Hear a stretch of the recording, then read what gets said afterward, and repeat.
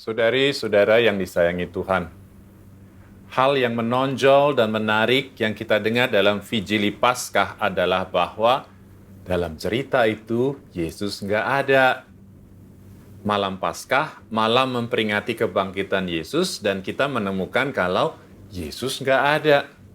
Gimana caranya ini perayaan iman akan Yesus yang paling besar dan utama, dan Yesusnya nggak ada? Saudari-saudara sahabat Yesus, justru disitulah indahnya iman Kristen. Iman kita akan Kristus yang bangkit. Yesus nggak ada justru karena dia bangkit. Bangkit seperti dia sendiri udah bilang, sesuai dengan kitab suci.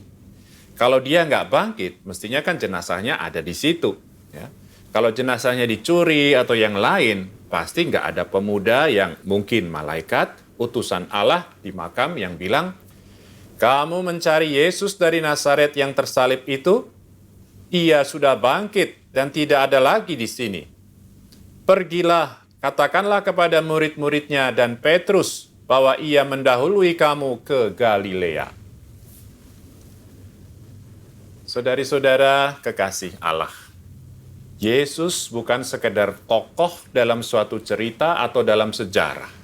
Yesus juga bukan sekedar kenangan. Yesus adalah kehadiran. Kehadiran yang hidup. Nggak cukup buat kita untuk mempelajari cerita tentang Yesus dalam buku atau kitab, seperti mempelajari tokoh-tokoh sejarah.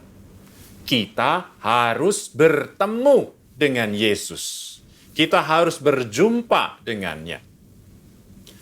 Yesus juga nggak bakal terlupakan seiring waktu, karena dia adalah kehadiran yang hidup. Dia bukan sekedar seseorang untuk dikenang-kenang, diomong-omongin, tapi sungguh-sungguh seorang pribadi yang perlu kita jumpai. Saudari-saudara yang terberkati, bukannya pengalaman perempuan-perempuan yang datang ke makam itu juga pengalaman kita semua dalam hidup kita. Kita nyari Yesus dan nggak ketemu. Yesus nggak ada di tempat kita nyari. Seolah dia benar-benar nggak ada. Perayaan malam ini mau ngingetin kita kalau Yesus sudah bangkit. Dan Kristus yang bangkit sungguh hadir dalam hidup kita. Ya, meskipun secara berbeda. Cuma orang-orang yang sungguh mengenalnya bisa menemukan dia. Bisa memahami di mana dan apa itu Galilea bagi dirinya. Dan itulah hidup Kristen. Hidup atas dasar pengenalan akan Yesus, bukan sekedar pengetahuan tentang Yesus.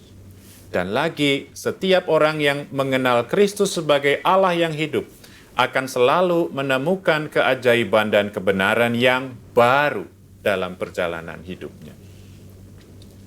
Saudari-saudara, kawanan pilihan Allah.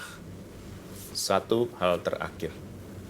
Pemuda itu secara khusus menyebut dan Petrus. Penyebutan yang cuma ditulis oleh Markus ini mau nunjukin kalau Yesus ingat sama Petrus. Bukan kegagalan dan penyangkalan Petrus, tapi kesedihan dan penyesalan Petrus. Yesus lebih pingin menghibur pendosa yang bertobat daripada menghukum dosa dan kesalahan yang dilakukannya. Selamat Paskah. Kristus telah bangkit. Dia sungguh telah bangkit. Haleluya.